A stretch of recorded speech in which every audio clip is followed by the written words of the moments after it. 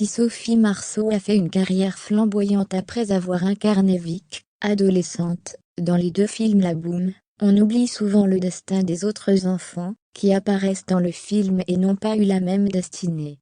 C'est le cas de Sheila O'Connor, 55 ans aujourd'hui, qui jouait la petite Pénélope, la meilleure amie de Vic. Très rare dans les médias, celle-ci a vu sa vie se transformer en enfer après le tournage.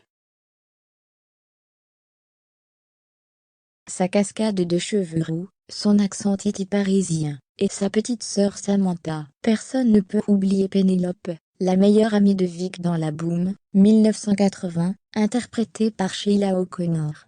À cette époque, la jeune fille de 14 ans n'est pas plus connue que Sophie Marceau, et le succès du film lui tombe dessus, de façon totalement inattendue, comme pour tous les adolescents.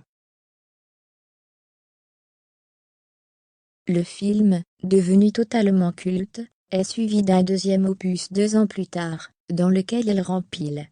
Cependant, si Sophie Marceau a ensuite continué sa longue et fructueuse carrière, cela n'a pas été le cas pour son amie de l'époque, qui a vécu le succès de manière différente.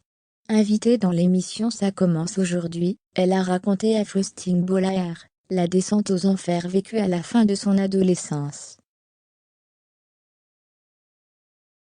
Après l'humiliation des profs, elle subit le regard de ses camarades et du public. Il y a eu des méchancetés, des jalouseries, a-t-elle. On recevait des lettres menaçantes, avec des têtes de mort, écrites au sang. Des réactions violentes, qu'elle n'aurait pas pu anticiper. On se dit, mais pourquoi je déclenche ça chez les autres? Qu'est-ce que j'ai fait? C'est un film sympathique. Alors la jeune fille plonge, prend du poids et tombe surtout dans une addiction grave. Je suis entrée mineure dans des lieux interdits.